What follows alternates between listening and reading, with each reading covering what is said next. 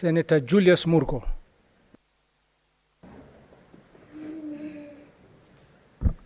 Asante sana Mheshimiwa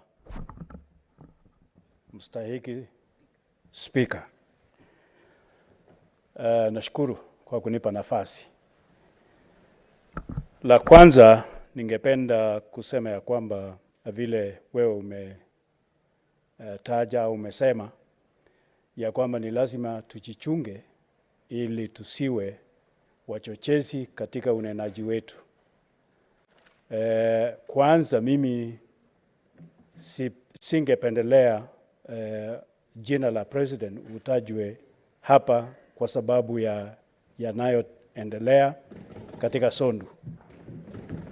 Kwa sababu kuna sehemu nyingi ambayo shida kama hiyo inaendelea na haihusu president kwa njia yoyote.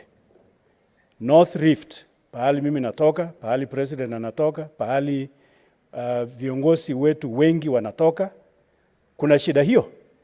Na hatuwezi kulete jina la president nyumba ya nani wakipigana na nani. Ni lazima tuangalie shida ni nini hapo ili tutatue.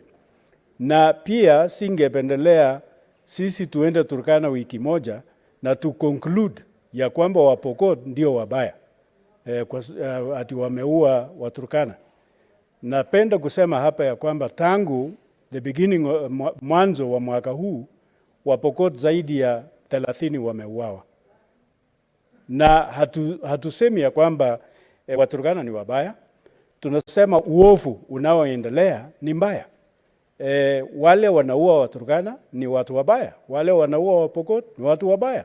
Na hatusemi hatu point ama hatuelekezi kidole kwa community moja, kwa sababu hawa communities wamekuwa na hali hiyo kwa miaka mingi, Mstahiki Speaker, kwa sababu ya tabia zilizoko, mambo ya ng'ombe, mambo ya uchache wa maji na upungufu wa chakula na mambo mengi, lakini haitasuluhisha kufikiria ya kwamba labda katika Sondu Wakipsigis ndio wabaya, Wajaluo ni wazuri, au Wajaluo ni wazuri au ni wabaya, wale wengine ni wabaya. Tutafute dawa ili tuweze kulete watu ambao wanasosana katika sehemu pamoja.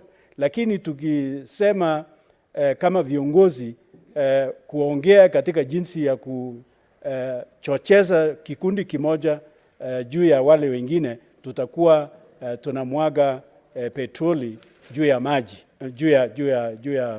juu ya moto. Kwa hivyo sisi kama viongozi ndio tutalete dawa. Sisi kama viongozi ndio tutaweza kuelekeza watu wakae kwa njia ambayo ni mzuri. Na vile serikali sasa inafanya katika North Rift ni kutafuta kile ambacho hao watu wanaweza kupata kwa njia ya maendeleo ili waachane na misozo na waweze kukaa pamoja na kugawa rasilimali yaliyomo pamoja. Ukiangalia Turkana kwa mfano, Turkana katikati haina shida, lakini hakuna kinachoendelea. Pahali kuna shida kando kando tu ndio ina shida, lakini mbona katikati haiendelei? Mabilioni ya pesa, NGOs wamejaa huko. Hakuna pahali ina NGOs kama Turkana, lakini mbona maendeleo bado ni mbaya? Mashule bado ni udongo, mahospitali bado hayajafika pahali Waturkana wangependelea kupata madawa, na hiyo mambo ya irrigations na nini